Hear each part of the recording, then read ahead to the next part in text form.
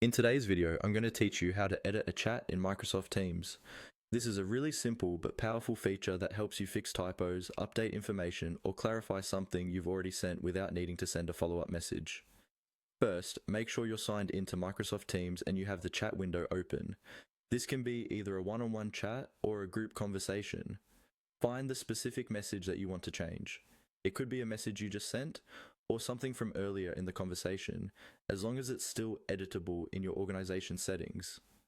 Once you have located the message, move your mouse over it and right-click directly on that chat message. If you're using a trackpad or a device that doesn't have a separate right mouse button, you can usually perform a right click by tapping with 2 fingers or pressing the trackpad's secondary click area. The key is to bring up the context menu that's attached to that message.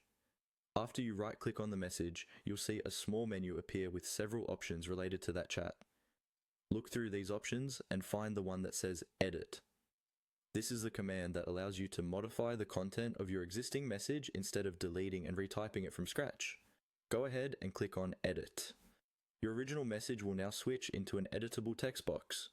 You'll see the text you previously sent, and you can click inside that text to start making your changes.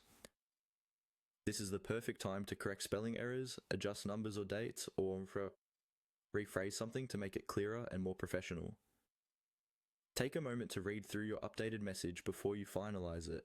When you're satisfied with the changes, look for the option to save or confirm the edit, usually by pressing the Enter key or clicking a small check mark or confirm button, depending on your version of Teams.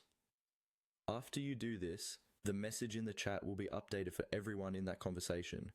Keep in mind that edited messages may show a small indicator that they've been edited, so others know the content was changed.